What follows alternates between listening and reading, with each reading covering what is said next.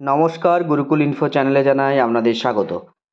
আজকে online PF সংক্রান্ত একটি বড় আপডেট আপনাদের সামনে শেয়ার করার চেষ্টা করব।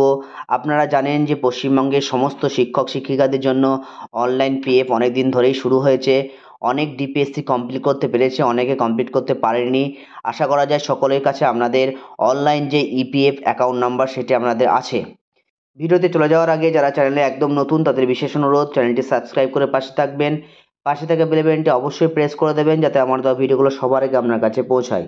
যারা ইতিপূর্বে চ্যানেলের সাথে জড়িত তাদেরও বিশেষ অনুরোধ ভিডিওগুলো বেশি পরিমাণে শেয়ার করার।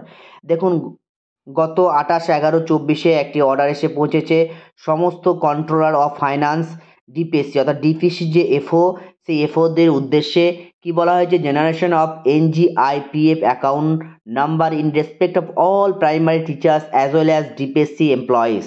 You are aware that non-government and institute provident fund module has been introduced in WBIFMS for maintenance of provident fund accounts in non-government educational institute by memo number ATO.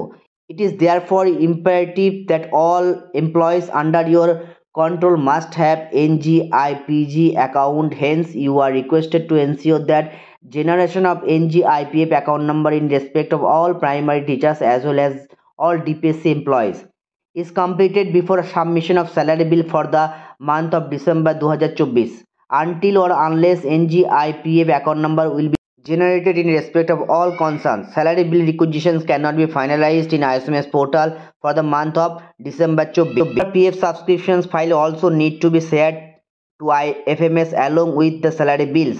The provision for generations of NGIPF account number in respect of DPSC employees is already available in ISMS portal. This is strictly adhered to. অনেক আগে সমস্ত primary টিচারদের কিন্তু এই account নাম্বারটি কিন্তু generate হয়ে গিয়েছে। যদি এখনও পর্যন্ত আপনারা না পেয়ে থাকেন তাহলে আপনারা আপনাদের এসআইএফ স্কুলে যোগাযোগ করুন এবং অ্যাকাউন্ট নাম্বারটি সংগ্রহ করুন। এই অ্যাকাউন্ট নাম্বারটি নিয়ে কিন্তু আপনাদের WBIFMS যে পোর্টাল, সেই পোর্টালে কিন্তু আপনাদের রেজিস্টার করে নিতে হবে। রেজিস্টার সংক্রান্ত ভিডিও আমার এই চ্যানেলে আছে, আপনারা কি করে রেজিস্ট্রেশন করবেন সেটা দেখে নিতে পারেন। যাই হোক, এখানে সমস্ত ডিপিএসসিদের বলা হয়েছে যদি প্রত্যেকটা টিচারের এখনও পর্যন্ত না অ্যাকাউন্ট তৈরি হয়ে থাকে তাহলে কিন্তু আপনারা ডিসেম্বরের বিল 24 তৈরি করতে পারবেন না, কারণ স্যালারি পোর্টালেই কিন্তু এই অ্যাকাউন্ট নাম্বারটি আছে। ভিডিওটি এই পর্যন্তই। ভালো থাকুন, সুস্থ থাকুন।